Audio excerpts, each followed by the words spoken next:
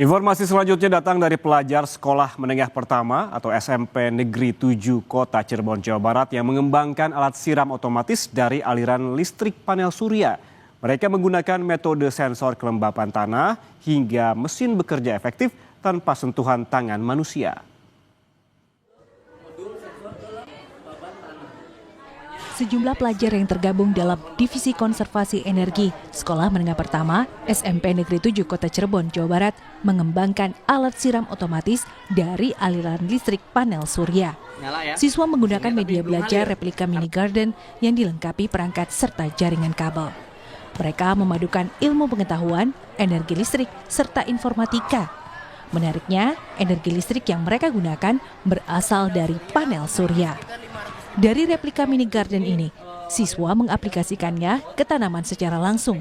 Betapa senangnya ketika alat sederhana ini berjalan optimal.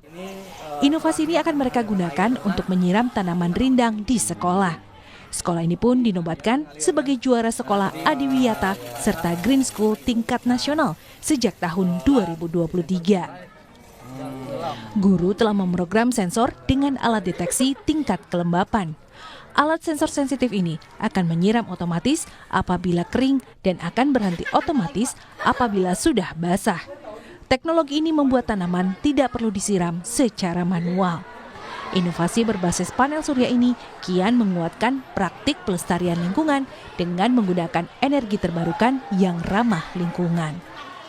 Di sekolah ini alat yang dimanfaatkan dari pembangkit listrik tenaga surya ya tadi pertama kita belajar mengenai alat penyiram otomatis, lalu lampu dan kipas di ruangan ini juga menggunakan listrik dari PLTS, lalu beberapa ruangan juga di sana tuh menggunakan arus listrik dari PLTS juga.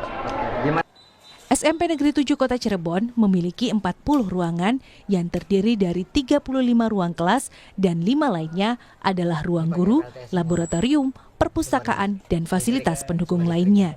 Seluruh sarana prasarana menyedot energi listrik yang cukup besar dan menelan biaya listrik mencapai 10 hingga 11 juta rupiah per bulan. Penggunaan panel surya dengan kapasitas 3.300 watt peak serta baterai 5 kWh sejak tahun 2023 lalu sangat berdampak. Pembiayaan listrik turun menjadi sekitar 5 hingga 6 juta rupiah per bulan.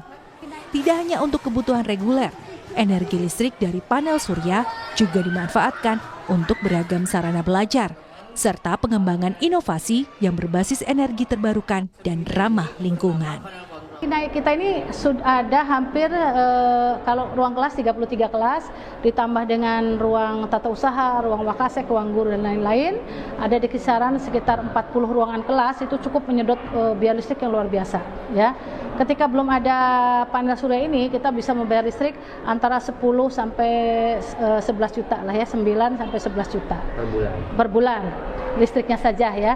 Tapi dengan adanya panel surya ini turun Pak sekarang. Nah ini sampai di kisaran angka 6 jutaan lebih atau 5 juta lebih gitu ya.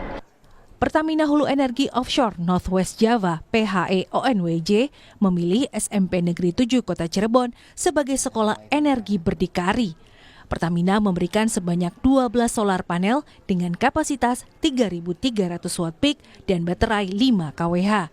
Penggunaan ini menurunkan biaya pengeluaran konsumsi listrik mencapai 40 hingga 50% setiap bulannya.